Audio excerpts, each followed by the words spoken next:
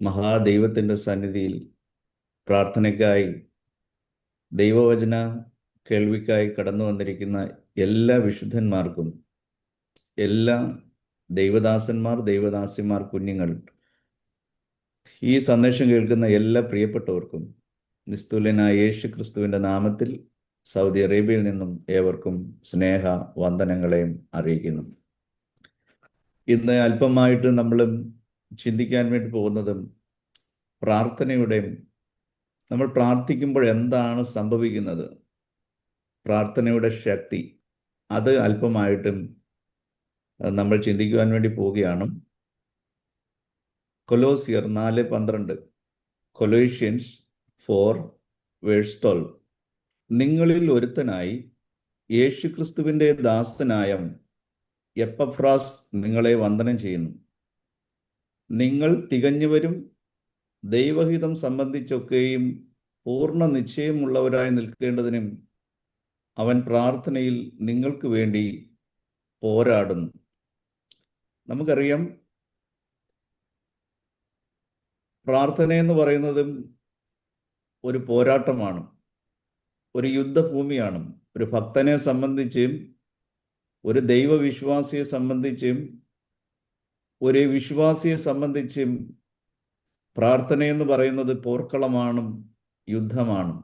ഘോരമായ യുദ്ധം നടക്കുന്നതും ആത്മാവിൽ നിറഞ്ഞ് പ്രാർത്ഥിക്കുമ്പോൾ, ആത്മാവിലുള്ള പ്രാർത്ഥനയിലാണ് സാത്താൻ ഏറ്റവും ഭയപ്പെടുന്നതും പരാജയപ്പെടുന്നതും. ജഡത്തിൽ നിന്നുള്ള, ബുദ്ധിയിൽ നിന്നുള്ള പ്രാർത്ഥനകൾ സാത്താനെ ഭയമില്ല, പേടിയില്ല. എന്നാൽ ആത്മാവിൽ നിറഞ്ഞും ആത്മതലത്തിൽ നിന്ന് പോരാടുമ്പോൾ, കാരണം സാത്താൻ എന്ന് പറയുന്നതും ഭൗതികമായ ഒരു മനുഷ്യനെ പോലെയുള്ള ഒരു വ്യക്തിയല്ല, മറിച്ച് അവനൊരു ആത്മാവാണ്. ആത്മാവിലാണ് സാത്താനോട് പോരാടേണ്ടത്. അദൃശ്യ മണ്ഡലങ്ങളിലാണ് നമ്മുടെ യുദ്ധഭൂമി. അദൃശ്യ മണ്ഡലങ്ങളിലാണ് സാത്താൻ നിന്നുകൊണ്ട് പോരാടുന്നത്. സ്വർലോകത്തിലെ ദുഷ്ടാത്മ സേന, സാത്താനും അവൻ്റെ സൈന്യവും, സ്വർലോകത്തിലെ അന്ധകാര ശക്തികൾ. അതെ, അദൃശ്യ മണ്ഡലങ്ങളോടാണ് ഒരു ഭക്തൻ എപ്പോഴും യുദ്ധം ചെയ്യുന്നതും പോരാടുന്നതും. നമുക്കറിയാം, മുസ്ലിങ്ങൾ ദിവസവും 5 നേരം അവര് മക്കയിൽ സ്ഥാപിച്ചിരിക്കുന്ന കറുത്ത കല്ലിനെ നോക്കി അവർ 5 നേരം അവർ മുട്ടുകുത്തി നിലത്ത്, തല, മുഖം, നെറ്റി നിലത്ത് അമർത്തി അവർ ആരാധിക്കുന്നു. ലോകം മുഴുവനുമുള്ള സകല മുസ്ലിങ്ങളും എന്ന് പറഞ്ഞു കഴിഞ്ഞാൽ 24/7, 24 മണിക്കൂർ ഒരു സൈക്ലോൺ പോലും, ഒരു ആമസോൺ അല പോലും ഈ പ്രാർത്ഥന ഇങ്ങനെ ചെയിനായിട്ടും ഇപ്പോഴും ലോകത്തിൻ്റെ എവിടെയൊക്കെയും ഈ ആരാധന നടന്നുകൊണ്ടിരിക്കുകയാണ്.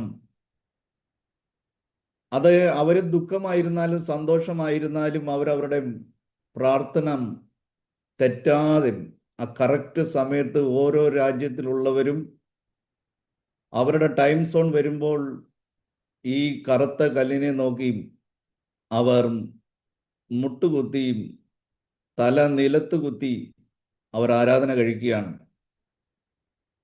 യഹൂദനെ സംബന്ധിച്ചും അവൻ ദിവസവും 3 നേരം പ്രാർത്ഥിക്കുന്നു. അത് അവരുടെ ഒരു ലൈഫ് സ്റ്റൈലാണ്. അത് അവർക്ക് ദുഃഖമായിരുന്നാലും സന്തോഷമായിരുന്നാലും യുദ്ധമായിരുന്നാലും അവരത് നിറപടിയായിട്ടും നടത്തിക്കൊണ്ടേയിരിക്കുന്നു. യഥാർത്ഥമായൊരു ദൈവവിശ്വാസിയെ സംബന്ധിച്ച് നമ്മുടെ നിലനിൽപ്പ് എന്ന് പറയുന്നത് പ്രാർത്ഥനയാണ്. നമുക്കറിയാം, ഓക്സിജൻ ഇല്ലാതെ, ജീവവായു ഇല്ലാതെ ഒരിക്കലും മനുഷ്യനെ ഈ ഭൂമിയിൽ ജീവിക്കുവാൻ സാധ്യമല്ല. ശ്വാസം കിട്ടുന്നില്ല എന്നുണ്ടെങ്കിൽ മനുഷ്യൻ പിടഞ്ഞു മരിക്കുന്നു. കൊറോണ സമയത്തൊക്കെ ഓക്സിജൻ എടുക്കുവാൻ കഴിയാതെ, ശ്വസിക്കുവാൻ കഴിയാതെ പിടഞ്ഞ് താഴെ വീണും മരിക്കുന്ന എത്രയോ മനുഷ്യരുടെ വീഡിയോകൾ നമ്മൾ കണ്ടു. മനുഷ്യന് ജീവിക്കണമെങ്കിൽ ഓക്സിജൻ വേണം, ഇല്ലെങ്കിൽ കൊതുകിനെ പോലും പിടഞ്ഞ് മരിക്കുവാനിടയായിത്തീരും. നമുക്കറിയാം, മത്സ്യത്തിന് ജീവിക്കണമെങ്കിൽ വെള്ളം ആവശ്യമാണ്. വെള്ളത്തിൽ നിന്നും മത്സ്യത്തെ എടുത്ത് കരയിലിട്ട് കഴിഞ്ഞാൽ അത് ജീവന് വേണ്ടി കിടന്ന് പിടയ്ക്കും. ഈ ഭൂമി നിലനിൽക്കണമെങ്കിൽ വെളിച്ചം ആവശ്യമാണ്, സൂര്യൻ ആവശ്യമാണ്. വെളിച്ചമില്ല എന്നുണ്ടെങ്കിൽ ഈ ഭൂമി നിലനിൽക്കില്ല, നശിച്ചു പോകുവാൻ ഇടയായിത്തീരും. ഒരു വിശുദ്ധനെ സംബന്ധിച്ച്, ഒരു വിശ്വാസിയെ സംബന്ധിച്ച് പ്രാർത്ഥനയാണ് അവരുടെ നിലനിൽപ്പ് എന്ന് പറയുന്നത്. നമുക്കറിയാം, the world knows the preacher, but God knows the one who pray. പ്രസംഗിക്കുന്നവനെ ലോകം അറിയും, പക്ഷെ പ്രാർത്ഥിക്കുന്നവനെ ലോകം അറിയത്തില്ല, ദൈവം അറിയും. പ്രസംഗിക്കുന്നവനെ ദൈവം അറിയത്തില്ലെന്നല്ല, ദൈവം അറിയണമെന്നുണ്ടെങ്കിൽ പ്രസംഗിക്കുന്നവൻ പ്രാർത്ഥിക്കുന്നവനായിരിക്കണം. രഹസ്യ ജീവിതത്തിൽ മണിക്കൂറുകൾ പ്രാർത്ഥന കഴിക്കുന്നവനായിരിക്കണം പ്രസംഗിക്കുന്നവൻ. അങ്ങനെയാണെങ്കിൽ ലോകവും അറിയും, ദൈവവും അറിയും. വെറും പ്രസംഗം മാത്രമാണെന്നുണ്ടെങ്കിൽ പ്രസംഗിക്കുന്നവനെ നിമിഷങ്ങൾ കൊണ്ട് വീഴിക്കുവാൻ സാത്താനെ സാധിക്കും. എന്നാൽ പ്രാർത്ഥിക്കുന്നവനെ വീഴിക്കുവാൻ സാത്താൻ എത്ര പരിശ്രമിച്ചാലും നടക്കുകയില്ല. Devil cannot overcome a praying man. പ്രാർത്ഥിക്കുന്ന ഒരു മനുഷ്യനെ ഒരിക്കലും സാത്താനും ജയിക്കുവാൻ സാധിക്കുകയില്ല. പ്രാർത്ഥന എന്ന് പറയുന്നതും ഒരു യുദ്ധമാണ്. നമ്മൾ വായിക്കുന്നുണ്ട് എഫേഷ്യൻസ് 6:12 നമുക്ക് പോരാട്ടമുള്ളതും ജഡരക്തങ്ങളോടല്ല, വാഴ്ചകളോടാണ്, അധികാരങ്ങളോടാണ്, സ്വർലോകത്തിലെ ദുഷ്ടാത്മ സേനകളോടാണ്, അന്ധകാരത്തിൻ്റെ അധിപതികളോടാണ്, principalities, powers, against the rulers, spiritual hosts of wickedness in the heavenly place. War against the kingdom of devil. സാത്താന്റെ രാജ്യത്തിനെതിരായിട്ടുള്ള പോരാട്ടമാണ്. ഇത് ആത്മീയ യുദ്ധമാണ്. ഇത് നമുക്ക് മസിലുണ്ടെങ്കിൽ, നമ്മളെക്കാൾ ആരോഗ്യം കുറഞ്ഞ ഒരുവനാണെങ്കിൽ അവനെ ഇടിച്ച് താഴെ ഇടുവാൻ കഴിയും. ഇത് ഭൗതികമായ ഒരു മല്ലയുദ്ധമല്ല, ഒരു റെസ്ലിംഗ് അല്ല, മറിച്ച് ഇത് ആത്മതലത്തിൽ ആത്മീയ യുദ്ധമാണ്. ആത്മീയ യുദ്ധത്തിൽ നമുക്ക് പോരാടണമെങ്കിൽ ആത്മാവിൻ്റെ ശക്തി നമുക്ക് ആവശ്യമാണ്. ഓരോ ദിവസവും നാം ഈ ശക്തി പ്രാപിക്കണം. നമ്മുടെ മൊബൈലും എല്ലാ ദിവസവും ചാർജ് ചെയ്യണം. ഇന്ന് ലോകത്തിൽ നിലനിൽക്കുന്ന എത്ര വില കൂടിയ മൊബൈൽ കമ്പനിയും ഓഫർ ചെയ്യുന്നതും 24 hours ആണ് ഒരു ബാറ്ററിയുടെ ചാർജ് നിൽക്കുന്നത്. അതിൻ്റെ ചാർജ് തീരുമ്പോൾ അത് കണക്ട് ചെയ്യണം. വീണ്ടും പവർ സോക്കറ്റുമായിട്ട് കണക്ട് ചെയ്യുമ്പോൾ അതിനകത്തേക്ക് ചാർജ് കയറുന്നു. അത് ചാർജ് ഫുള്ളായി കഴിയുമ്പോൾ വീണ്ടും നമ്മളത് ഉപയോഗിക്കുവാൻ വേണ്ടി തുടങ്ങുന്നു. അതേപോലെ തന്നെയാണ് ഒരു ഭക്തൻ പ്രാർത്ഥിക്കുന്നു, പ്രവർത്തിക്കുന്നു, പ്രാർത്ഥിക്കുന്നു, പ്രവർത്തിക്കുന്നു. നമ്മുടെ കർത്താവായ യേശുക്രിസ്തുവും രാത്രി മുഴുവനും മലകളിലും മരുഭൂമിയിലും നിർജ്ജന പ്രദേശത്ത് ഇരുന്ന് പ്രാർത്ഥിക്കും. എല്ലാ ദിവസവും പ്രാർത്ഥിക്കും. പ്രാർത്ഥന കഴിഞ്ഞിട്ടും പ്രഭാതമാകുമ്പോൾ പുറപ്പെടുകയാണ്, ഊരുക്കളിലേക്ക് പുറപ്പെടുകയാണ്. ഊരുകളിലേക്കും ഗ്രാമങ്ങളിലേക്കും പട്ടണങ്ങളിലേക്ക് പുറപ്പെടുകയാണ്. വീണ്ടും മടങ്ങി വന്നും ദൈവസന്നിധിയിൽ ഇരിക്കുകയാണ്. പ്രാർത്ഥിക്കുന്നവനെ ആരും കാണുന്നില്ല. നിർജ്ജന പ്രദേശത്ത്, വിജനമായ പ്രദേശത്ത്, ആരുമില്ലാത്ത സ്ഥലത്ത്, എന്ന് വെച്ചാൽ ഡിസ്റ്റർബൻസ് ഒന്നുമില്ലാത്ത, ഏകാന്തമായി ദൈവവുമായി മാത്രം സംസർഗത്തിലിരിക്കുവാൻ കഴിയുന്ന വിജനമായ ഏകാന്തമായ, അതാണ് കർത്താവ് പറഞ്ഞത്, അറയിൽ കടക്കണം. അറയിൽ കടന്നിട്ടും അറ അടച്ച് അകത്ത് കയറി രഹസ്യത്തിലുള്ള നിന്റെ പിതാവിനോട് നീ പ്രാർത്ഥിക്കണം. നമ്മൾ പബ്ലിക് പ്രാർത്ഥനകളുണ്ട്, പ്രൈവറ്റ് പ്രാർത്ഥനകളുണ്ട്, നമ്മുടെ സീക്രട്ട് പ്രാർത്ഥനകളുണ്ട്. അതിനെക്കുറിച്ചാണ് ഞാനിപ്പോൾ പറയുന്നത്. അപ്പം ഓർക്കുക, പ്രാർത്ഥനയെന്ന് പറയുന്നതും വലിയൊരു യുദ്ധമാണ്. പ്രാർത്ഥനയെക്കുറിച്ച് പറയുന്നതും സാത്താൻ ഇഷ്ടമല്ല. മറ്റേതിനെ കുറിച്ച് വേണമെങ്കിലും പറയുന്നത് അവന് ഇഷ്ടമാണ്. പക്ഷെ പ്രാർത്ഥന എന്ന് പറയുന്നത് ഈ വെറും ജൽപ്പനങ്ങളല്ല. എന്തെങ്കിലും ലൗകികമായ കാര്യങ്ങൾക്ക് വേണ്ടി, ജഡീകമായ കാര്യങ്ങൾക്ക് വേണ്ടി, ഭൗതികമായ എന്തെങ്കിലും ഒരു കാര്യങ്ങൾക്ക് വേണ്ടി. ഇവിടെ എപ്പഫ്രോസ് എന്ന് പറയുന്ന ക്രിസ്തു ശിഷ്യൻ പ്രാർത്ഥനയിൽ പോരാടുന്നതും എന്തിനു വേണ്ടിയാണെന്നറിയാമോ? അമേരിക്കയിലേക്ക് ഒരു വിസ ലഭിക്കുവാൻ വേണ്ടിയും അല്ലെങ്കിൽ വേറെ എന്തെങ്കിലും ഒരു ഭൗതിക നന്മയ്ക്ക് വേണ്ടിയല്ല. നിങ്ങൾ തികഞ്ഞവരും ദൈവഹിതം സംബന്ധിച്ചൊക്കെയും പൂർണ്ണ നിശ്ചയമുള്ളവരുമായി നിൽക്കേണ്ടതിനും അവൻ പ്രാർത്ഥനയിൽ നിരന്തരം എന്ത് ചെയ്യുകയാണ്? പോരാടുകയാണ്, പിടിച്ചു വെച്ച് പ്രാർത്ഥിക്കുകയാണ്.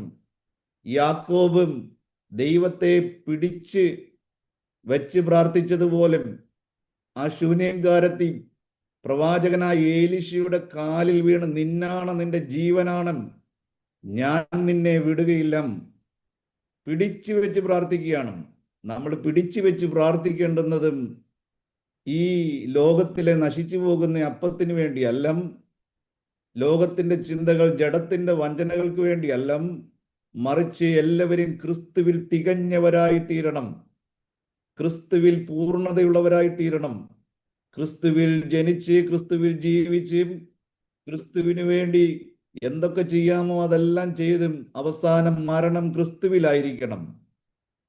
ക്രിസ്തുവിൽ മരിക്കുന്നത് വരെയും നമ്മുടെ മുമ്പിൽ വെച്ചിരിക്കുന്ന ഓട്ടം സ്ഥിരതയോടെ ഓടുവാൻ, വിശ്വാസത്തിന്റെ നായകനും പൂർത്തി വരുത്തുന്നവനുമായി ക്രിസ്തുവിനെ മാത്രം നോക്കുവാൻ, നമ്മുടെ ഓട്ടം തെറ്റിപ്പോകാതെ, നമ്മുടെ ട്രാക്ക് മാറിപ്പോകാതെ സ്ഥിരതയോടെ ഓടുവാൻ, പ്രാർത്ഥനയിൽ ഉറ്റിരിക്കുവാൻ, പ്രാർത്ഥനയിൽ ജാഗരിക്കുവാൻ, പ്രാർത്ഥനയിൽ പോരാടുവാൻ, മടുത്തുപോകാതെ പ്രാർത്ഥിക്കുവാൻ, എപ്പോഴും പ്രാർത്ഥിക്കുവാൻ, സദാകാലവും പ്രാർത്ഥിക്കുവാൻ, ഇനി സംഭവിപ്പാനുള്ള എല്ലാത്തിൽ നിന്നും നിങ്ങൾ ഒഴിഞ്ഞു പോകേണ്ടതിനും നിങ്ങൾ പ്രാർത്ഥനയിൽ എപ്പോഴും ഉറ്റിരിക്കുവിൻ. ഇനി എന്തൊക്കെയാണ് ഈ ലോകത്തിൽ നടക്കാൻ പോകുന്നത് നമ്മൾ അറിയുന്നില്ല, എന്തൊക്കെ പ്രതികൂലങ്ങളിലൂടെ നമ്മൾ കടന്നു പോകണം എന്ന് നമ്മൾ അറിയുന്നില്ല. എല്ലാവരും വിശ്വാസത്തിന്റെ പരിശോധന നേരിടണമെന്നുള്ള കാര്യം നമുക്കറിയാം. കഷ്ടതയിലൂടെയാണ് ഒരു വിശുദ്ധൻ നിത്യതയിലേക്ക് പ്രവേശിക്കുന്നതും. അമേരിക്കയിൽ പോകുവാൻ IELTS പാസ്സാകണം, ഇംഗ്ലീഷ് ടെസ്റ്റുകൾ പാസ്സാകണം, കുറേ ടെസ്റ്റുകളുണ്ട്. അതെല്ലാ കടമ്പകളും കടന്നും അതിന് നന്നായിട്ട് ഇംഗ്ലീഷ് അറിയാവുന്നവർക്കും എക്സാം എഴുതി പോകുവാൻ മിടുക്കരായിട്ടുള്ളവർക്കും സ്മാർട്ടായിട്ടുള്ളവർക്കൊക്കെ പരീക്ഷ എഴുതിയിട്ട് അമേരിക്കയിൽ പോകുവാൻ, മൈഗ്രേറ്റ് ചെയ്യുവാൻ വേണ്ടി കഴിയും. പക്ഷേ സ്വർഗരാജ്യത്തിൽ കിടക്കണമെങ്കിൽ നമ്മുടെ ഇംഗ്ലീഷ് പരിജ്ഞാനം കൊണ്ടോ നമ്മുടെ ഭൗതികമായ ബുദ്ധി കൊണ്ടോ ജ്ഞാനങ്ങൾ കൊണ്ടോ ഒന്നും നടക്കുകയില്ല. മറിച്ച് നമ്മളിൽ വ്യാപരിക്കുന്ന, നമ്മളിൽ വ്യാപരിക്കുന്ന ആ ദൈവകൃപയാൽ, ദൈവശക്തിയാൽ കഷ്ടതയിലൂടെ നാം കടക്കുവാൻ ദൈവം നമുക്ക് കൃപ തരും. കഷ്ടതയിലൂടെയാണ്, നൂറുകണക്കിന് വചനങ്ങളാണുള്ളതും, അതിനകത്തേക്ക് പ്രവേശിക്കുന്നില്ല. കഷ്ടതയിലൂടെയാണ് ഒരു ഭക്തൻ ദൈവരാജ്യത്തിൽ കടക്കുന്നതും. ഒരു ഭക്തനെ സംബന്ധിച്ച് കഷ്ടതയാണ് ശോധന എന്ന് പറയുന്നതും. നമ്മൾ ഒരു ക്രിസ്തു ഭക്തൻ ലോകത്തിലുള്ള മനുഷ്യരെല്ലാവരും ജീവിച്ചിട്ട് മരിക്കുമ്പോൾ, ഒരു ക്രിസ്ത്യാനി മരിച്ചു കഴിഞ്ഞിട്ടാണ് ജീവിതം ആരംഭിക്കുന്നത്. പിന്നീട് അവന് മരണമില്ല. മരിച്ച ഒരുവനെ കൊല്ലുവാൻ ലോകത്തിൽ ആർക്കും സാധ്യമല്ല. അതുകൊണ്ട് കർത്താവ് ഈ ഭൗതികമായ കാര്യങ്ങൾക്ക് വേണ്ടി പ്രാർത്ഥിക്കും. നിങ്ങളുടെ ആവശ്യങ്ങൾ സ്തോത്രത്തോട് ദൈവത്തോട് അറിയിക്കുക അത്രേ വേണ്ട. നമ്മൾ സ്തോത്രത്തോട് അറിയിക്കണം.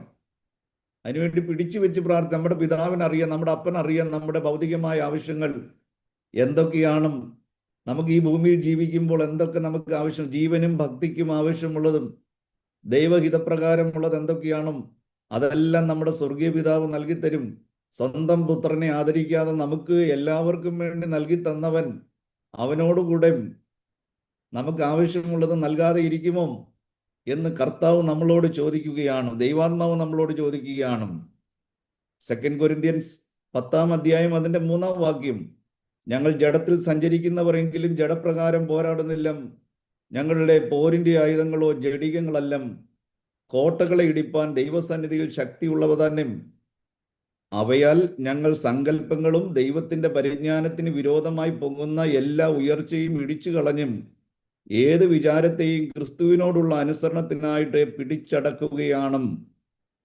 നോക്കണം, ഞങ്ങൾ ജഡപ്രകാരമാണ് ജീവിക്കുന്നതും ഈ ഭൂമിയിൽ നിന്ന് ലഭിക്കുന്ന ആഹാരമാണ് ഞങ്ങൾ കഴിക്കുന്നതും. പക്ഷേ ഞങ്ങളുടെ പോരാട്ടം ജഡപ്രകാരമല്ല.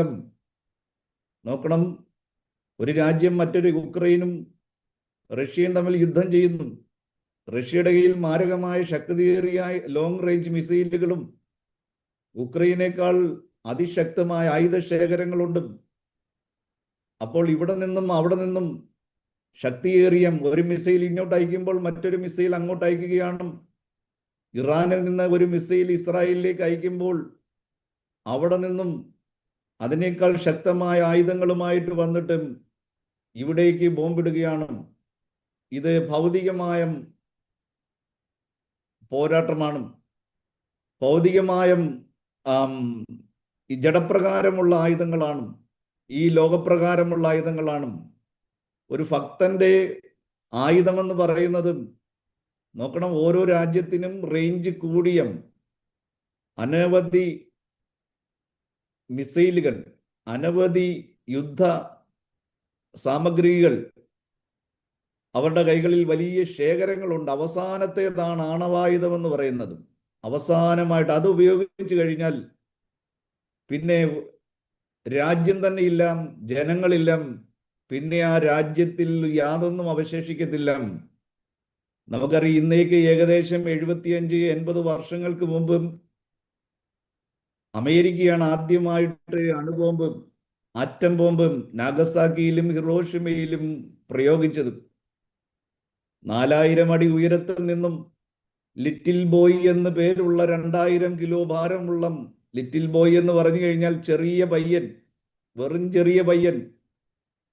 80 വർഷങ്ങൾക്ക് മുമ്പ് അത് ജപ്പാനിൽ ഇട്ട് കഴിഞ്ഞപ്പോൾ 4000 അടി ഉയരത്തിലെത്തിയപ്പോൾ തന്നെ വലിയ വലിയ കെട്ടിടങ്ങൾ ഭൂമിയിൽ നിന്ന് ഇളകി പഞ്ഞി പോലെ വലിയ വലിയ ഇരുമ്പ് ബ്രിഡ്ജുകളൊക്കെ ഉരുകി, മനുഷ്യൻ ഉരുകി ആവിയായി പോയി എന്ന് പറഞ്ഞാൽ അടക്കാൻ ഡെഡ് ബോഡി പോലുമില്ല. വിതിൻ ഫ്രാക്ഷൻ ഓഫ് സെക്കൻഡ് അന്നത്തെ സമയത്ത് 80,000 1,00,000-ഓളം ആളുകൾ ആവിയായി പോയി. നോക്കണം, 80 വർഷങ്ങൾക്ക് മുമ്പ് ലിറ്റിൽ ബോയ് എന്നറിയപ്പെടുന്ന ചെറിയ വെറും കുഞ്ഞു പയ്യൻ എന്നറിയപ്പെടുന്ന ബോംബ് ഭൂമിയിലേക്ക് വന്നപ്പോൾ ഇപ്പോൾ ടെക്നോളജി എത്രത്തോളം ഹൈപ്പർസോണിക് മിസൈലുകളാണ്, ഹീലിയം ബോംബുകൾ, ഹൈഡ്രജൻ ബോംബുകൾ, ഇതൊന്നും ലോകത്തിൽ ഇതുവരെ ഉപയോഗിച്ചിട്ടില്ല. അന്ന് കുഞ്ഞു പയ്യനായ ബോംബാണെങ്കിൽ ഇന്ന് ലോകരാജ്യങ്ങളുടെ കയ്യിലിരിക്കുന്നത് ജയന്റ് എലഫന്റ് ബോംബുകളാണ്. അതിനൊക്കെ എന്തൊക്കെ പേരുകൾ ഇടുമെന്നൊന്നും നമുക്കറിയുകയില്ല. ഇത് ഭൗതികമായ പോരാട്ടമാണ്, ഇത് ലോകത്തിന്റെ പോരാട്ടമാണ്. എന്നാൽ നമ്മുടെ കൈകളിലിരിക്കുന്ന ആയുധമെന്ന് പറയുന്നത്, നമ്മൾ ജഡത്തിൽ ജീവിക്കുന്നുവെങ്കിലും നമ്മുടെ പോരാട്ടം ജഡികമല്ല, പിന്നെയോ കോട്ടകളെ ഇടിക്കുവാൻ ലോകത്തിലേക്കും വെച്ച് ഏറ്റവും വലിയ കോട്ടയായിരുന്നു ജെറിക്കോ കോട്ട. ആ കോട്ടയെ തകർക്കുവാൻ ലോകത്തിലെ ഒരു ശക്തിക്കും സാധ്യമായിരുന്നില്ല. ആ കോട്ടയെ തകർക്കുവാൻ പറ്റിയ ഒരു മിസൈലുകളോ പീരങ്കികളോ ഒരിക്കലും കണ്ടുപിടിക്കപ്പെട്ടിരുന്നില്ല. അത് നമ്മൾ കെട്ടുന്നത് പോലെ 4 ഇഞ്ച് കനമുള്ള ഒരു മതിലല്ല കെട്ടിയത്. വെറും ആ ഇടുക്കിയിൽ നിന്നും നമ്മളെ പൊട്ടിച്ചെടുക്കുന്ന പാറ കൊണ്ടുണ്ടാക്കിയ വെറും ഒരു മതിലായിരുന്നില്ല. വെറും 6 കുതിരകളെ കെട്ടി അതിന്റെ മുകളിലൂടെ ഓടിക്കുവാൻ പാകത്തിനുള്ള വിശാലമായ മതിലായിരുന്നു, വലിയ ഉയരത്തിൽ. ആ മതിലിന്റെ മുകളിൽ ആളുകൾ വീട് വെച്ച് താമസിച്ചു എന്ന് നമ്മൾ വായിക്കുന്നു. റാഹാബ് എന്ന് പറയുന്ന വേശ്യം പിന്നീട് ദൈവ സ്ത്രീയായി തീർന്ന, വിശുദ്ധയായി തീർന്ന, ദൈവജനത്തെ രക്ഷിച്ച ആ റാഹാബ് എന്ന് പറയുന്ന സ്ത്രീ ജീവിച്ചത് കോട്ട മതിലിന്റെ, അതായത് ആ കോട്ടയുടെ മുകളിൽ വീട് വെച്ച് താമസിച്ച, അത്രയ്ക്ക് വിശാലമായ ആ കോട്ടമതിലും ആ ജെരിക്കോവിലുള്ളവരെല്ലാവരും പരിഹസിച്ച് കാണുമായിരിക്കും. ഇവരെന്തോ ചെയ്യാൻ വേണ്ടി പോകുന്നു, ഈ കോട്ട തകർക്കുവാനുള്ള എന്തെങ്കിലും അത്യാധുനിക ശേഷിയുള്ള എന്തെങ്കിലും ആയുധങ്ങൾ ഇവരുടെ കയ്യിലുണ്ടോ? ഇവരുടെ കയ്യിൽ ഒരു പടക്കമെങ്കിലും ഉണ്ടോ പൊട്ടിക്കുവാൻ? പക്ഷേ അവർ ദൈവം കൽപ്പിച്ചതനുസരിച്ച് ആ കോട്ടയ്ക്ക് ചുറ്റും നടക്കുവാൻ വേണ്ടി തുടങ്ങി. ഏഴാമത്തെ ദിവസം അവർ അത്യുച്ചത്തിൽ ദൈവത്തിന് ആർപ്പിട്ട് കാഹളമൂതിയപ്പോൾ ആ മതിൽ മുഴുവനും ഇടിഞ്ഞു താഴുവാൻ, തകർന്നു പോകുവാനിടയായി തീർന്നു. പ്രിയപ്പെട്ടവരെ, ഇതാണ് ആത്മാവിൽ ദൈവം നമുക്ക് തന്നിരിക്കുന്ന അധികാരം. നാം ദൈവത്തെ സ്തുതിക്കുമ്പോൾ, ദൈവത്തെ ആരാധിക്കുമ്പോൾ, ദൈവസന്നിധിയിൽ പ്രാർത്ഥിക്കുമ്പോൾ ദൈവത്തിൻ്റെ പ്രവൃത്തി വെളിപ്പെടുവാൻ ഇടയായിത്തീരും. അപ്പം നമ്മൾ പ്രാർത്ഥിക്കുമ്പോൾ എന്താണ് സംഭവിക്കുന്നത്? അത് നമ്മൾ വെളിപ്പാട് പുസ്തകം റെവലേഷൻ ചാപ്റ്റർ 8 വേഴ്സ് 3, 8-ാം അധ്യായം 3-ാം വാക്യം, മറ്റൊരു ദൂതൻ ഒരു സ്വർണ്ണ ധൂപകലശവുമായി വന്നും യാഗപീഠത്തിനരികെ നിന്നും സിംഹാസനത്തിന് മുമ്പിലുള്ള സ്വർണ്ണ പീഠത്തിന്മേൽ സകല വിശുദ്ധന്മാരുടെയും പ്രാർത്ഥനയോട് ചേർക്കേണ്ടതിനും വളരെ ധൂപവർഗം അവന് കൊടുത്തു. ധൂപവർഗത്തിന്റെ പുക വിശുദ്ധന്മാരുടെ പ്രാർത്ഥനയോടുകൂടെ ദൂതന്റെ കയ്യിൽ നിന്നും ദൈവസന്നിധിയിലേക്ക് കയറി. ദൂതൻ ധൂപകലശം എടുത്ത് യാഗപീഠത്തിന്റെ കനൽ നിറച്ചും ഭൂമിയിലേക്ക് എറിഞ്ഞു. ഉടനെ ഇടിമുഴക്കവും നാദവും മിന്നലും ഭൂകമ്പവും ഉണ്ടായി. ശ്രദ്ധിച്ചു കേൾക്കണം. പ്രാർത്ഥനയൊന്നും, കണ്ണുനീരൊന്നും, നമ്മളുടെ കർച്ചീഫും നമ്മുടെ ഉടുത്തിരിക്കുന്ന വസ്ത്രങ്ങളിലും ഒന്നുമല്ല അത് പോകുന്നതും. പ്രാർത്ഥന വെറും അന്തരീക്ഷത്തിൽ, വെറും വായുവിൽ അല്ല പോകുന്നതും, മറിച്ച് പ്രാർത്ഥന സ്വർഗത്തിലെത്തും. ഇവിടെ എഴുതിയിരിക്കുന്നു, സകല വിശുദ്ധന്മാരുടെയും പ്രാർത്ഥനയോട് ചേർക്കേണ്ടതിന് വളരെ ധൂപവർഗം കൊടുക്കും. നോക്കണം, പ്രാർത്ഥിക്കുന്ന വിശുദ്ധന്മാർക്ക് വേണ്ടി ദൈവം എന്ത് കൊടുക്കും? ധൂപവർഗം. എന്നുവെച്ചാൽ പ്രാർത്ഥനയിൽ ശക്തി പ്രാപിക്കുവാൻ, പ്രാർത്ഥന തീക്കുണ്ടം കൂടുതൽ ശക്തി ആർജിക്കണമെങ്കിൽ കൂടുതൽ കൊയില ഇട്ട്, കൂടുതൽ ചാർക്കോൾ ഇട്ട്, കൽക്കരി ഇട്ടും കൂടുതൽ ശക്തിയോടുകൂടെ ഒരു തീക്കുണ്ടം കത്തി ഉയരുന്നത് പോലെ കൂടുതൽ വിറകുകൾ വയ്ക്കുമ്പോൾ കൂടുതൽ ശക്തിയേറിയ തീ വ്യാപരിക്കുന്നത് പോലെ വിശുദ്ധൻ ആത്മാവിൽ പ്രാർത്ഥിക്കുമ്പോൾ ദൈവം എന്താ കൊടുക്കുന്ന അറിയാമോ? ആ ധൂപവർഗം അവന് കൊടുത്തു. ധൂപവർഗത്തിന്റെ പുക, 4-ാം വാക്യം, വിശുദ്ധന്മാരുടെ പ്രാർത്ഥനയോടുകൂടെ ദൂതന്റെ കയ്യിൽ നിന്നും ദൈവസന്നിധിയിലേക്ക് കയറി എന്ന് പറഞ്ഞാൽ വിശുദ്ധന്മാര് പ്രാർത്ഥിക്കുന്ന പ്രാർത്ഥന മുഴുവനും ദൂതന്റെ കയ്യിലേക്ക്, ദൂതന്മാരാണ് അത് സ്വീകരിക്കുന്നത്. ദൂതന്മാരത് സ്വീകരിച്ചിട്ട് ദൂതന്റെ കയ്യിൽ നിന്നും ദൈവസന്നിധിയിലേക്ക് ആ പ്രാർത്ഥന കയറുകയാണ്. എന്നിട്ട് എന്താ സംഭവിക്കുന്നത്? ദൂതൻ, 5-ാം വാക്യം, ദൂതൻ ധൂപകലശം എടുത്ത് യാഗപീഠത്തിലെ കനൽ നിറച്ച് ഭൂമിയിലേക്ക് എറിഞ്ഞു. ഉടനെ എന്ത് സംഭവിച്ചു? ഇടിമുഴക്കവും നാദവും മിന്നലും ഭൂകമ്പമുണ്ടായി. നോക്കണം, നമ്മൾ രഹസ്യത്തിലാണ് പ്രാർത്ഥിച്ചതും, ഒറ്റയ്ക്കിരുന്നാണ് പ്രാർത്ഥിച്ചതും, ഏകാന്തമായ സ്ഥലത്തിരുന്നാണ് പ്രാർത്ഥിച്ചതും, അറയിൽ കടന്ന് ആരും അറിയാതെയാണ് പ്രാർത്ഥിച്ചതും.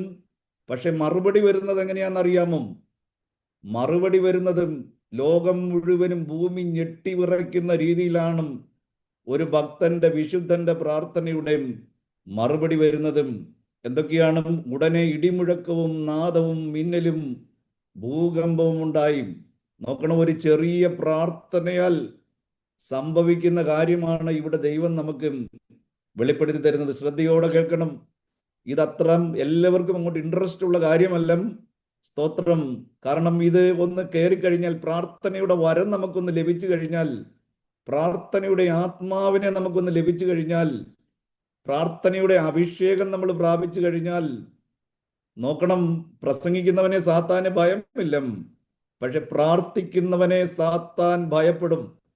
പ്രാർത്ഥിക്കുന്നവന്റെ മുമ്പാകെ, പ്രാർത്ഥിക്കുന്നവൻ എഴുന്നേറ്റ് കഴിയുമ്പോൾ സാത്താൻ ഇളകാൻ വേണ്ടി തുടങ്ങും.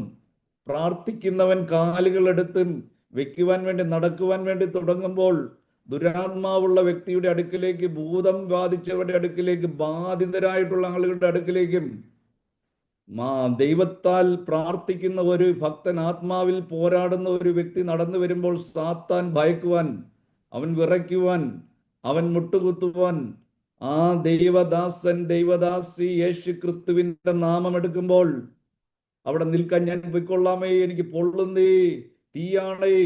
എത്രയോ സ്ഥലങ്ങളിൽ നമ്മൾ കേട്ടും നമ്മുടെ വർഷങ്ങൾക്ക് മുമ്പുള്ള പ്രാർത്ഥനകളിലൊക്കെ കേൾക്കുന്ന, ഭൂതമിളകുമ്പോൾ നമ്മൾ കേൾക്കുന്ന ഒരു വർത്തമാനമായിരുന്നു, അയ്യോ പൊള്ളുന്നേ, എനിക്ക് ഇരിക്കാൻ പറ്റുന്നില്ലേ, തീയാണേ എന്നും. എന്നാൽ ഇന്ന് ഈ വാക്കുകളൊന്നും നമ്മൾ കേൾക്കുന്നില്ല. എന്താണ് സംഭവിച്ചത്? എന്താണ് സംഭവിച്ചതെന്ന് നമ്മൾ അറിയുന്നില്ല. എല്ലാ ഹൃദയങ്ങളെയും അവൻ കൈയടക്കി വെച്ചിരിക്കുകയാണ്. കാരണം സാത്താൻ തണുപ്പുള്ളിടം നോക്കി ഇങ്ങനെ അന്വേഷിക്കുകയാണ്. തീയുള്ളിടത്ത് അവൻ അടുക്കുവാൻ കഴിയത്തില്ല. കാരണം നമ്മുടെ ഹൃദയം എപ്പോഴും കത്തിക്കൊണ്ടിരിക്കണം, നമ്മുടെ ആത്മാവ് എപ്പോഴും കത്തിക്കൊണ്ടിരിക്കണം. ഈ കനൽക്കട്ട കെട്ട് കഴിഞ്ഞു കഴിഞ്ഞാൽ അതിന് പറയുന്ന പേര് കരിക്കട്ട എന്നാ. കനൽക്കട്ട കെട്ട് കഴിഞ്ഞാൽ കരിക്കട്ടയാണ്. കരിക്കട്ടയ്ക്കകത്ത് ഈ ലോകത്തിലുള്ള സകല ജീവികളും, ക്ഷുദ്രജീവികളും, പാറ്റായും ഉറുമ്പും ചെതലും പഴുതാരയും പാറുകാലിയും എന്ന് വേണ്ട ഈ ലോകത്തിലുള്ള സകല ക്ഷുദ്രജീവികളും ഈ കരിക്കട്ടയ്ക്കകത്ത് വിരഹിക്കും. അതതിന്റെ താവളമാക്കും. എന്നാൽ ഈ കരിക്കട്ട കത്തുവാൻ വേണ്ടി തുടങ്ങിക്കഴിയുമ്പോൾ കരിക്കട്ടയുടെ നിറം മാറി അത് ചുമന്നും തീയുടെ നിറമായി കനൽക്കട്ടയായി മാറുമ്പോൾ ഒരു പ്രാണികൾക്കും, ഒരു ക്ഷുദ്രജീവികൾക്കും, ഒരു അശുദ്ധമായതിനും, ഒരു പാറ്റായ്ക്കോ പാറുകാലിക്കും, ഒരു ഉറുമ്പിനും, മറ്റ് യാതൊരു ക്ഷുദ്രജീവികൾക്കും അതിനോട് അടുക്കുവാൻ കഴിയത്തില്ല. അടുക്കുകയാണെങ്കിൽ എന്താ സംഭവിക്കുന്നത്? അത് ചത്ത് താഴെ വീഴുവാൻ, ആ തീയുടെ മുമ്പിൽ അടുക്കുവാൻ കഴിയാതെ കരിഞ്ഞ് താഴെ വീഴുന്ന കാഴ്ചയാണ്. രണ്ടും ഒരേ വസ്തുവാണ്, രണ്ടും ഒരേ ഹൃദയമാണ്. ആത്മാവിൽ പ്രാർത്ഥിക്കുന്ന, ആത്മാവിൽ കത്തുന്ന ഒരു വ്യക്തി, നമ്മുടെ ആത്മാവ് നമ്മുടെ ഉള്ളിൽ കത്തിക്കൊണ്ടിരിക്കുകയാണെങ്കിൽ ഒരു ദുഷ്ടശക്തികൾക്ക് നമ്മളോട് അടുക്കുവാൻ വേണ്ടി കഴിയുകയില്ല. ദുഷ്ടശക്തികൾ നമ്മളെ ഭയപ്പെടും. രണ്ടും ഒരേ വസ്തു തന്നെയാണ്. കരിക്കട്ട തന്നെയാണ് എന്തായി തീർന്നത്? കരിക്കട്ട തന്നെയാണ് കനൽക്കട്ടയായി മാറിയത്. എപ്പോഴാണ് കരിക്കട്ട കനൽക്കട്ടയായി മാറിയെന്നറിയാമോ? തീ പിടിച്ചു കഴിഞ്ഞപ്പോൾ. നമ്മളെല്ലാവരും ആത്മാവിന്റെ തീയാൽ നിറയപ്പെടണം. വെറുതെ വിശ്വാസിയാണെന്ന് പറഞ്ഞതുകൊണ്ടും, വെറുതെ ഒരു പെന്തക്കോസ്താണ്, ക്രിസ്ത്യാനിയാണെന്ന് പറഞ്ഞതുകൊണ്ടും കാര്യമില്ല. ഒറിജിനൽ യഥാർത്ഥമായ ക്രിസ്ത്യാനി, ആത്മാവിനാൽ നിറയപ്പെട്ട ക്രിസ്ത്യാനി, ഓരോ ക്രിസ്ത്യാനിയെയും സാത്താൻ ഭയപ്പെടണം. പക്ഷേ ഈ ക്രിസ്ത്യാനികൾക്ക്, ഇപ്പോൾ വിശ്വാസികൾക്കാണ് സാത്താനെ പേടി. വിശ്വാസികൾ പ്രാർത്ഥിക്കുന്ന പ്രാർത്ഥന, മിക്കവാറുമുള്ള പ്രാർത്ഥനകൾ ഇങ്ങനെയാണ്: കർത്താവേ, സാത്താൻ കാണാതെ വണ്ണം ഞങ്ങളെ കാത്തുകൊള്ളണമേ. ഇത് കേൾക്കുമ്പോൾ ആരാണ് ശക്തൻ? സാത്താൻ പറയുകയാണ്, നീ പ്രാർത്ഥിക്കുക. സാത്താൻ ചിരിക്കുക, ഞാൻ കാണാതെ വണ്ണം നീ രക്ഷപ്പെടാൻ വേണ്ടി പോവുകയാണ്, ഞാൻ കാണാതെ വണ്ണം നീ രക്ഷപ്പെടുവാൻ വേണ്ടി പോവുകയാണ്. സാത്താൻ ഈ പ്രാർത്ഥന കേൾക്കുമ്പോൾ ചിരിക്കും. യാക്കോബിന്റെ ലേഖനത്തിൽ പറയുന്നത്, സാത്താൻ കാണാതെ വണ്ണം ഞങ്ങളെ രക്ഷിക്കണമേ നല്ല പ്രാർത്ഥിക്കേണ്ടത്. നിങ്ങൾ സാത്താനോട് അടുത്ത് ചെല്ലുവിൻ. ഹിന്ദിയിലും ഷെയ്ത്താൻ കോ സാമന കറും, ഷെയ്ത്താൻ കോ സാമന കറും, സാത്താനോട് നിങ്ങൾ അടുത്തു ചെല്ലുവീൻ, അവനോട് എതിർത്ത് നിൽപ്പീൻ, എന്നാൽ നിങ്ങൾ അവനെ വിട്ടോടിപ്പോകും. എന്നല്ല, മറിച്ച് അവൻ നിങ്ങളെ വിട്ടോടിപ്പോകുവാനിടയായി തീരും. പ്രാർത്ഥിക്കുന്ന, ആത്മാവിൽ കത്തുന്ന, അകത്തെ തീയുള്ള ഒരു വ്യക്തി സാത്താനോട് അടുക്കുമ്പോൾ അവന് പിടിച്ചു നിൽക്കുവാൻ കഴിയത്തില്ല. അവൻ നമ്മളെ വിട്ട് ഓടിപ്പോകുവാൻ ഇടയായിത്തീരും. ഇതേ സംഭവം തന്നെ സങ്കീർത്തനങ്ങൾ 18-ാം അധ്യായം 6-ാം വാക്യത്തിൽ വായിക്കുന്നു. സാംസ് 18:6. എൻ്റെ കഷ്ടതയിൽ ഞാൻ യഹോവയെ വിളിച്ചപേക്ഷിച്ചു, എൻ്റെ ദൈവത്തോട് നിലവിളിച്ചു. അവൻ തൻ്റെ മന്ദിരത്തിൽ നിന്ന് എൻ്റെ അപേക്ഷ കേട്ടു. തിരുമുമ്പിൽ ഞാൻ കഴിച്ച പ്രാർത്ഥന അവൻ്റെ ചെവിയിലെത്തി. ഉറപ്പു വന്നും പ്രാർത്ഥന ദൈവത്തിന്റെ സന്നിധിയിലെത്തി എന്നും ഭക്തനെ ഉറപ്പു വന്നും. ഇനി എന്താണ് സംഭവിക്കാൻ വേണ്ടി പോകുന്നത്? പ്രാർത്ഥനയുടെ അനന്തരം 7-ാം വാക്യം, ഭൂമി ഞെട്ടി വിറച്ചും. ഭക്തന്റെ പ്രാർത്ഥന ദൈവസന്നിധിയിൽ എത്തിക്കഴിഞ്ഞപ്പോൾ ഭൂമി ഞെട്ടിവിറച്ചും, മലകളുടെ അടിസ്ഥാനങ്ങൾ ഇളകിയും. അവൻ കോപിക്കിയാൽ അവ കുലുങ്ങിപ്പോയി. 8th വേഴ്സ്, അവന്റെ മൂക്കിൽ നിന്നും പുക പൊങ്ങി, അവന്റെ വായിൽ നിന്നും തീ പുറപ്പെട്ട് ദഹിപ്പിച്ചും തീക്കനൽ അവങ്കൽ നിന്ന് ജ്വലിച്ചും. അവൻ ആകാശം ചായ്ച്ചിറങ്ങി. 9th verse. ആകാശം ചായ്ച്ചിറങ്ങി കൂരിലുള്ളവന്റെ കാൽ കീഴുണ്ടായിരുന്നു. അത് കഴിഞ്ഞ് 12th വേഴ്സ്. അവന്റെ മുമ്പിലുള്ള പ്രകാശത്താൽ ആലിപ്പഴവും തീക്കനലും അവന്റെ മേഘങ്ങളിൽ കൂടെ പൊഴിഞ്ഞും. യഹോവ ആകാശത്തിൽ ഇടിമുഴക്കിയും. ഭക്തന്റെ പ്രാർത്ഥന ദൈവത്തിന്റെ സന്നിധിയിൽ എത്തിക്കഴിഞ്ഞപ്പോൾ ഇവിടെ വായിക്കുകയാണ്, ആകാശത്തിൽ ഇടിമുഴക്കിയും അത്യുന്നതൻ തന്റെ നാദം കേൾപ്പിച്ചും ആലിപ്പഴവും തീക്കനലും പൊഴിഞ്ഞും. 14th verse. അവൻ അസ്ത്രമെയ്ത് അവരെ ചിതറിച്ചും മിന്നലയച്ച് അവരെ തോൽപ്പിച്ചും. 16th verse. അവൻ ഉയരത്തിൽ നിന്ന് കൈ നീട്ടി എന്നെ പിടിച്ചും പെരുവെള്ളത്തിൽ നിന്നും എന്നെ വലിച്ചെടുത്തും. നമ്മുടെ പ്രാർത്ഥന നിശ്ചയമുള്ള പ്രാർത്ഥനയായിരിക്കണം, ഉറപ്പുള്ള പ്രാർത്ഥനയായിരിക്കണം. ഇവിടെ ഭക്തന് കൺഫർമേഷൻ കിട്ടിക്കഴിഞ്ഞും, കോൺഫിഡൻസ് ഉണ്ടായി, എൻ്റെ പ്രാർത്ഥന ദൈവത്തിന്റെ സന്നിധിയിൽ എത്തിക്കഴിഞ്ഞും. പ്രിയപ്പെട്ടവരെ, നമ്മുടെ പ്രാർത്ഥന ദൈവസന്നിധിയിൽ എത്തിക്കഴിഞ്ഞാൽ സംഭവിക്കുന്ന കാര്യങ്ങളാണ് ഭൂമി ഞെട്ടിവിറച്ചും മലകളുടെ അടിസ്ഥാനങ്ങൾ ഇളകിയും. അവൻ കോപിക്കിയാൽ അവ കുലുങ്ങിപ്പോയി. അവന്റെ മൂക്കിൽ നിന്ന് പുക പൊങ്ങി. അവന്റെ വായിൽ നിന്ന് തീ പുറപ്പെട്ട് ദഹിപ്പിച്ചും തീക്കനൽ അവങ്കൽ നിന്ന് ജ്വലിച്ചും. അവൻ എന്നിട്ട് ആലിപ്പഴവും തീക്കനലും അവന്റെ മേഘങ്ങളിലൂടെ പൊഴിഞ്ഞും. യഹോവ ആകാശത്തിൽ ഇടിമുഴക്കി അത്യുന്നതൻ തന്റെ നാദം കേൾപ്പിച്ചും ആലിപ്പഴവും തീക്കനലും പൊഴിഞ്ഞും. വെറും സാധുവായ ഒരു ദൈവദാസൻ, ആരും അറിഞ്ഞിട്ടില്ല, അറയിൽ കടന്ന് മുട്ടുകുത്തി ദൈവസന്നിധിയിൽ കഴിച്ച പ്രാർത്ഥന ദൈവസന്നിധിയിൽ കാര്യങ്ങളാണ് നടന്നത്. എന്തൊക്കെ കാര്യങ്ങളാണ് സംഭവിച്ചതെന്നറിയാമോ? പ്രിയപ്പെട്ട സഹോദരന്മാരെയും പ്രിയപ്പെട്ട ദൈവദാസന്മാരെയും പ്രിയപ്പെട്ട സഹോദരിമാരെയും, സ്തോത്രം, അനേകര് പ്രാർത്ഥിക്കുന്നുണ്ട്. പ്രാർത്ഥിക്കാത്തവരായിട്ട് ആരെങ്കിലും ഉണ്ടോ എന്ന് എനിക്കറിയത്തില്ല. പക്ഷെ പ്രാർത്ഥന എന്ന് പറയുന്നത് ആത്മാവിലുള്ള പ്രാർത്ഥന ആയിരിക്കണം. അത് യുദ്ധഭൂമിയിലുള്ള പ്രാർത്ഥനയായിരിക്കണം. അത് കത്തുന്ന പ്രാർത്ഥനയായിരിക്കണം. അതിനായിട്ട് ധൂപവർഗം ലഭിക്കേണ്ടതിന് വേണ്ടി ധാരാളം ധൂപവർഗം കൊടുത്തു. അത് വിശുദ്ധന്മാരുടെ പ്രാർത്ഥനയോടുകൂടെ ദൈവസന്നിധിയിലേക്ക് കയറുകയാണ്. ദൈവസന്നിധിയിലേക്ക് കയറി കഴിയുമ്പോൾ ദൂതൻ യാഗപീഠത്തിൽ നിന്നും കനൽ എന്ത് ചെയ്യുകയാണ്? അങ്ങോട്ട് ഭൂമിയിലേക്ക് എറിയുകയാണ്. പ്രാർത്ഥനയുടെ മറുപടിയാണ്. ഇടിയായി, നാദമായി, മിന്നലായി, കാഹളമായി ദൈവത്തിന്റെ പ്രവൃത്തി വെളിപ്പെടുകയാണ്. നമ്മുടെ കണ്ണുനീരൊന്നും വൃഥാവാകുന്നില്ല. Nothing will go vain. All of our prayers will be answered. നമ്മുടെ പ്രാർത്ഥനകളൊന്നും വൃഥാവായി പോകുന്നില്ല. സകല പ്രാർത്ഥനകൾക്കും മറുപടി ഉണ്ട് എന്നുള്ള കാര്യം നമ്മൾ മറന്നു പോകരുത്. ഒരു ഭക്തനെ സംബന്ധിച്ച് അവന്റെ നിലനിൽപ്പ് എന്ന് പറയുന്നത് പ്രാർത്ഥനയാണ്. പ്രാർത്ഥനയിലാണ് പോരാട്ടം നടക്കുന്നത്. പ്രാർത്ഥനയാണ് യുദ്ധഭൂമി എന്ന് പറയുന്നത്. സ്തോത്രം. ഒരു മുസ്ലിമിനെ സംബന്ധിച്ച് അവൻ എപ്പോഴും പ്രാർത്ഥിക്കുന്നവനാണ്, ഒരു ഒറിജിനൽ മുസ്ലിം ആണെന്ന് തെളിയിക്കുന്നത് അവന്റെ നെറ്റി കാണുമ്പോഴാണ്. അവന്റെ ആ നെറ്റിയുടെ നടുവില് നോക്കണം. എത്ര സുന്ദരനായ വ്യക്തിയാണെങ്കിലും അവൻ ഒരു ഒറിജിനൽ മുസ്ലിം ആണെങ്കിൽ, എത്ര നിറമുള്ള വ്യക്തിയായിരുന്നാലും അവനൊരു നല്ല മുസ്ലിമാണ് എന്ന് തെളിയിക്കാൻ വേണ്ടി ആ മനോഹരമായ മുഖത്ത് നല്ല നിറമുള്ള ആ മനുഷ്യൻ, അവന്റെ മുഖത്തൊരു കറുത്ത പാടിങ്ങനെ തഴമ്പ്, കരിങ്കല്ല് പോലെ ഒരു തഴമ്പ്. അത് കാണുമ്പോൾ എല്ലാവരും കാണുന്നത് എന്താണ്? അത് അവനൊരു അപമാനമല്ല. നമ്മൾ കറുപ്പ് മാറ്റുവാൻ വേണ്ടി, ഒരു പാട് മാറ്റുവാൻ വേണ്ടി എന്തൊക്കെ സർജറികളാണ്, എന്തൊക്കെ ക്രീമുകളാണ് പുരട്ടുന്നത്. ഒന്ന് പാടൊന്ന് മാറിക്കിട്ടുവാൻ, മുഖത്ത് നിന്ന പാട്. പക്ഷെ ഒരു ഒറിജിനൽ മുസൽമാനെ സംബന്ധിച്ച് അവനതൊരു അപമാനമല്ല, മറിച്ച് അത് അവനെ കാണുമ്പോൾ അവനും ഒരു ഗർവമാണ്. മറ്റുള്ളവർക്കും അറിയാം ഇവൻ 5 നേരം തലകുത്തി നിസ്കരിക്കുന്ന ഒരു മുസൽമാനാണെന്നും.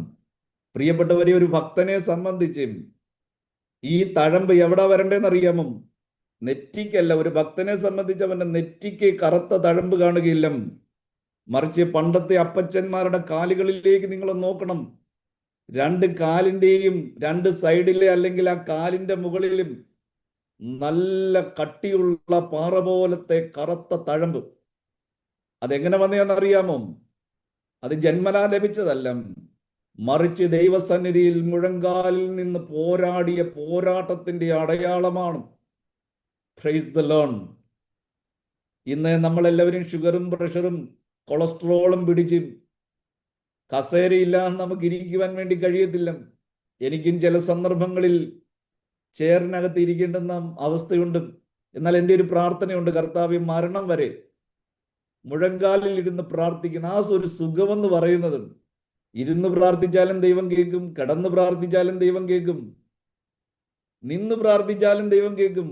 പക്ഷേ മുഴങ്കാലിൽ മുട്ടുകുത്തി ദൈവസന്നിധിയിൽ പ്രാർത്ഥിക്കുവാൻ കഴിഞ്ഞാൽ അതിനേക്കാൾ ശ്രേഷ്ഠമായ ഒരു മഹത്വം. ഒന്ന് മുഴങ്കാലിൽ ഇരുന്നൊന്ന് പ്രാർത്ഥിച്ചു കഴിയുമ്പോൾ, നമ്മളൊന്ന് എഴുന്നേറ്റ് കഴിയുമ്പോൾ നമ്മൾ അറിയാതെ തന്നെ ഒരു പടക്കുതിരയെ പോലെ ആയിത്തീരുകയാണ്. നമ്മൾ കാട്ടിൽ നിന്ന് പാഞ്ഞു വരുന്ന ഒരു യങ് ലയണെ പോലെ ആയിത്തീരുകയാണ്. നമ്മളൊരു കലമാൻ പേടയ്ക്ക് തുല്യമായി തീരുകയാണ്. എത്ര ഉയരങ്ങളിൽ കയറുവാനുള്ള ശക്തി നമ്മൾ പ്രാപിക്കുകയാണ്. ബാറ്ററിയുടെ ചാർജ് തീരുമ്പോൾ നമ്മൾ സോക്കറ്റ് ചാർജറിൽ വെച്ച് കണക്ട് ചെയ്ത് കഴിയുമ്പോൾ ചാർജ് കയറുന്നത് പോലെ ഒരു ഭക്തൻ എല്ലാ ദിവസവും നോക്കണം.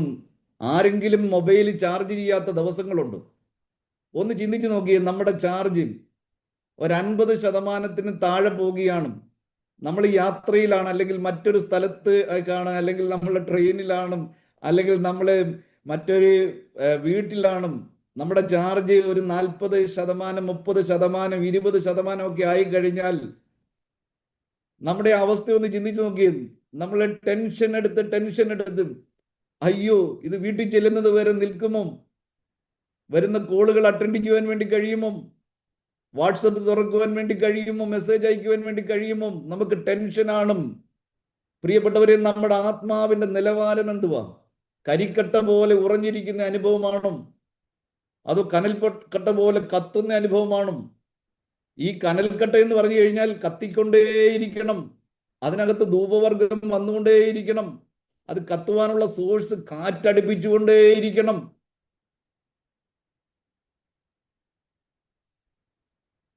എങ്കിൽ മാത്രമേ നമ്മുടെ അകത്ത മനുഷ്യൻ, നമുക്ക് രണ്ട് മനുഷ്യരുണ്ട്, രണ്ട് വ്യക്തികളാണ്. ഒന്ന് പുറമേയുള്ള മനുഷ്യൻ, രണ്ട് അകമയുള്ള മനുഷ്യൻ. പൗലോസ് അപ്പോസ്തലൻ പറയുന്ന പുറമേയുള്ള മനുഷ്യൻ ഇങ്ങനെ ക്ഷയിച്ചു പോയാലും കണ്ണൊക്കെ കുഴിഞ്ഞ് കവിളൊക്കെ ഒട്ടി കറുത്ത് മെലിഞ്ഞും കണ്ടു കഴിഞ്ഞാൽ വലിയ രൂപഗുണമൊന്നുമില്ല, കാണത്തക്ക പ്രൗഢിയോ ജാടയോ ഒന്നുമില്ല, സ്റ്റേജിൽ നിന്ന് കഴിഞ്ഞാൽ കാണത്തക്ക മനോഹാരിതയൊന്നുമില്ല.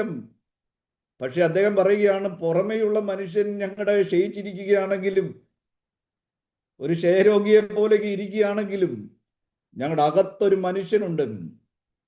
കോട്ടകളെ ഇടിക്കുവാൻ ശക്തിയുള്ള, എത്ര വലിയ കോട്ട, അദൃശ്യമായ കോട്ടകൾ സാത്താൻ ഉയർത്തിയാലും ആ കോട്ടകളെയെല്ലാം ഇടിക്കുവാനുള്ള ആത്മശക്തിയാൽ ഞങ്ങൾ നിറയപ്പെട്ടിരിക്കുകയാണ്. അവരുടെ വായിൽ നിന്ന് വരുന്ന വചനങ്ങൾ നൂറുകണക്കിന് ആയിരക്കണക്കിന് പാപികളെ രൂപാന്തരപ്പെടുത്തി. മാനുഷികമായ ജ്ഞാനങ്ങൾ കൊണ്ടൊന്നും ഒരു പാപിയെയും രൂപാന്തരപ്പെടുത്തുവാൻ കഴിയത്തില്ല. പ്രൊഫസർ മന്മഥൻ എന്ന് പറയുന്ന ഒരു പ്രഗത്ഭനായ, വളരെ ശക്തനായ ഒരു പ്രാസംഗികൻ കേരളത്തിലെ മദ്യവിരുദ്ധം സംഘടനയുടെ ചെയർമാനായിരുന്നു, സമിതിയുടെ ചെയർമാനായിരുന്നു. അദ്ദേഹം വലിയ എഴുത്തുകാരനായിരുന്നു. അദ്ദേഹത്തിന്റെ പ്രഭാഷണം വളരെ അട്രാക്റ്റീവായിരുന്നു, എല്ലാവരെയും സ്വാധീനിക്കുന്നതായിരുന്നു. അദ്ദേഹം ഒരു വിളംബരം ചെയ്തു, തിരുവനന്തപുരത്ത് നിന്നും 3 മാസം കൊണ്ട് കേരളം മദ്യ വിമുക്തമാകും. ഞാൻ 3 മാസത്തെ പര്യടനം നടത്താൻ വേണ്ടി പോവുകയാണ്. തിരുവനന്തപുരം മുതൽ കാസർഗോഡ് വരെ മദ്യവിരുദ്ധ പ്രചാരണം നടത്താൻ വേണ്ടി പോവുകയാണ്. അദ്ദേഹം കേരളത്തിലെ മുഴുവൻ വില്ലേജുകളിലും താലൂക്കുകളിലും പഞ്ചായത്തുകളിലും മദ്യ വിരുദ്ധ പ്രഭാഷണങ്ങൾ നടത്തി. എന്നിട്ട് അവസാനം 3 മാസം കഴിഞ്ഞപ്പോൾ അദ്ദേഹം മടങ്ങി തിരുവനന്തപുരത്ത് വന്ന് പത്രസമ്മേളനത്തിൽ പറഞ്ഞത് ഇങ്ങനെയാണ്: എന്റെ പ്രഭാഷണം കൊണ്ട് ഒരു മദ്യപാനിയെ പോലും രൂപാന്തരപ്പെടുത്തുവാൻ കഴിഞ്ഞില്ല. എന്റെ പ്രഭാഷണം വളരെ ഗംഭീരമായ പ്രഭാഷണമായിരുന്നു. അനേകം മദ്യപാനികൾ ആ പ്രഭാഷണം കേട്ടും അവർ കൈയടിച്ചും, പക്ഷെ അവരവരുടെ മദ്യപാനം നിർത്തിയില്ല. പ്രിയപ്പെട്ടവർ, എന്നാൽ സാധുവായ ഒരു ദൈവദാസൻ, പഠിത്തമൊന്നും അധികമില്ലാത്ത ഒരു ദൈവദാസൻ, ആത്മാവിൽ നിറയപ്പെട്ട ഒരു ദൈവദാസൻ ദൈവത്തിന്റെ ജീവനുള്ള ദൈവത്തിന്റെ വചനം ഘോഷിച്ചപ്പോൾ ഒരു മദ്യപാനിയല്ല, ആയിരക്കണക്കിന് മദ്യപാനികൾ, മദ്യമില്ലാതെ കൈവറച്ചുകൊണ്ടിരുന്നവർ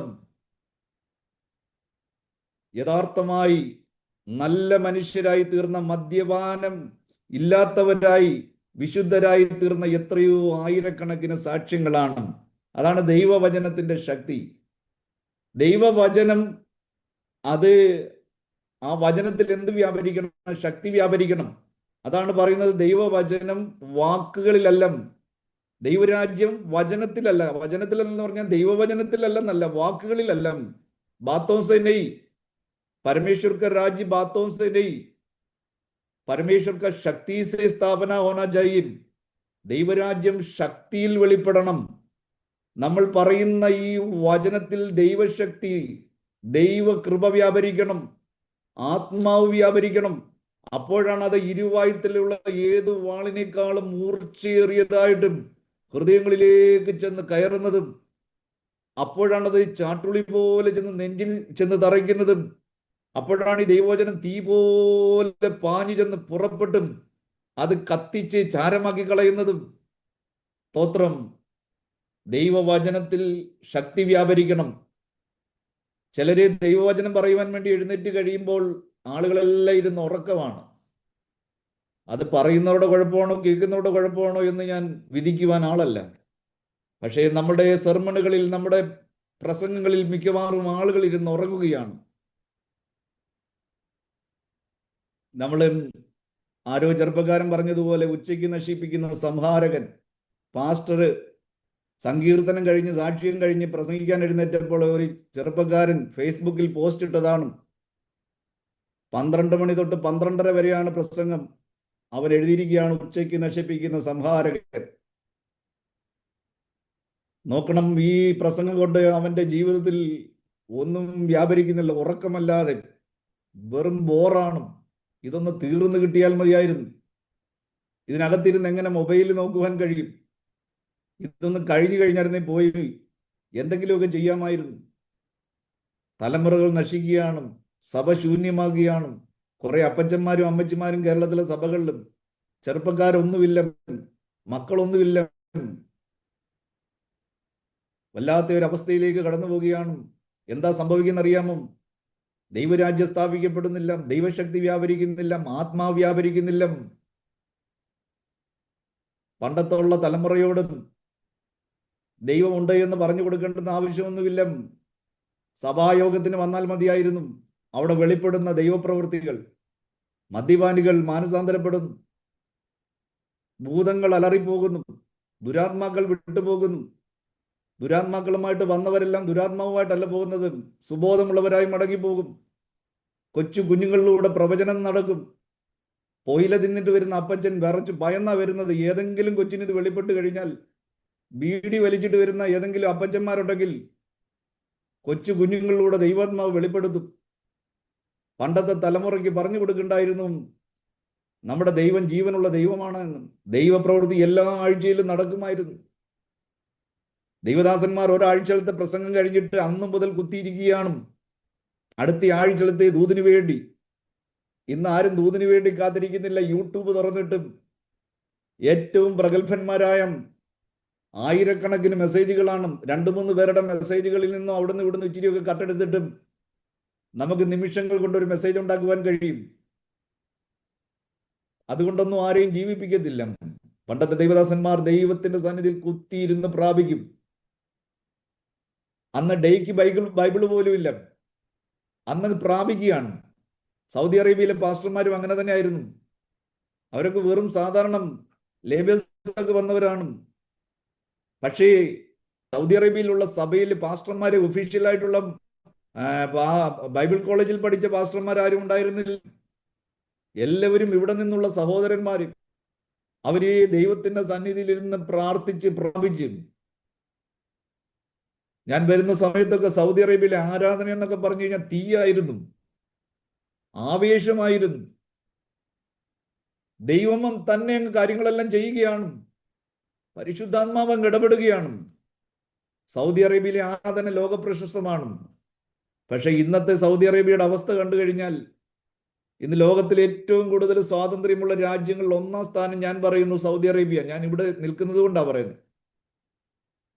സ്വാതന്ത്ര്യം ദുഷ്ടതയ്ക്ക് മറയാകുകയാണ്. ആത്മികം തണുത്തുറഞ്ഞു.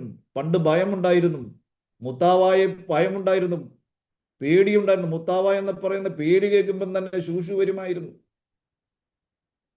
പ്രിയപ്പെട്ടവരെ, നമ്മൾ ആത്മാവിൽ ശക്തിയുള്ളവരായി തീരാം. നമ്മുടെ പ്രാർത്ഥന ഒന്നും വൃഥാവായി പോകുകയില്ല. ഇന്നും നമ്മൾ പ്രാർത്ഥിച്ചാൽ നമ്മുടെ ദൈവം വിശ്വസ്തനാണ്. ഇന്നും നമ്മൾ പ്രാർത്ഥിച്ചാൽ പ്രാർത്ഥന ദൈവസന്നിധിയിൽ ദൂതന്മാർ സ്വീകരിക്കുവാൻ തയ്യാറാണ്. ദൂതന്മാർ സ്വീകരിച്ചിട്ട് ധൂപവർഗം കൊടുത്തിട്ട് അത് ദൈവസന്നിധിയിലേക്ക് ഇന്നും കയറുമെന്നുള്ള കാര്യം ഞാൻ ഓർപ്പിപ്പിക്കുകയാണ്. കർത്താവ് എന്ത് ചെയ്യുമെന്നറിയാം? ധൂപവർഗം സ്വീകരിച്ച്, പ്രാർത്ഥന സ്വീകരിച്ചു കഴിയുമ്പോൾ ദൂതൻ യാഗപീഠത്തിൽ നിന്നും കനലെടുത്തിട്ട് ഭൂമിയിലേക്ക് എറിയുകയാണ്. ദൈവപ്രവൃത്തി നടക്കും. പീഡകൾ വർദ്ധിക്കട്ടെ. എല്ലാ സ്റ്റേറ്റുകളിലും ലോ വരട്ടെ, ആന്റി കൺവർഷൻ ലോ വരട്ടെ. പത്രോസ് പറയുന്നത് പോലും, ഞങ്ങൾ കണ്ടും കേട്ടും ഇരിക്കുന്നതും പ്രസ്താവിക്കാതിരിക്കുവാൻ ഞങ്ങൾക്ക് കഴിയത്തില്ല. മനുഷ്യരെക്കാൾ ഞങ്ങൾ ദൈവത്തെ അനുസരിക്കേണ്ടുന്നതാകുന്നു. പ്രിയപ്പെട്ടവരെ, നമുക്ക് നമ്മൾ അനുസരിക്കുന്നത് ഈ ലോകത്തിന്റെ നിയമങ്ങളെ അല്ല. മറ്റുള്ള എല്ലാ നിയമങ്ങളും നമ്മൾ അനുസരിക്കും. പക്ഷെ ദൈവവചനഘോഷണത്തിൽ, യേശു ക്രിസ്തുവിനെ പ്രസംഗിക്കുന്നതിൽ, അതിനെ തടയുവാൻ ലോകത്തിൽ ഒരു ഗവൺമെന്റിനും എത്ര എതിരെ നിയമം വന്നാലും, ദാനിയേൽ പറയുന്നത് പോലെ, എന്നിൽ വിശ്വസിക്കുന്ന ജനം ഉറച്ചു നിന്ന് വീര്യം പ്രവർത്തിക്കും. ഒരേ ഒരു ജീവിതമേ ഉള്ളൂ. നമുക്ക് കർത്താവിന് വേണ്ടി ജീവിക്കാം. ആത്മാവിൽ പോരാടുവാനുള്ള ആത്മശക്തിക്കാം. യുദ്ധഭൂമിയിൽ നമുക്ക് അടരാടാം. ദൈവരാജ്യം നമുക്ക് സ്ഥാപിക്കാം. അതിനായി ദൈവം എല്ലാവരെയും സഹായിക്കുമാറാകട്ടെ.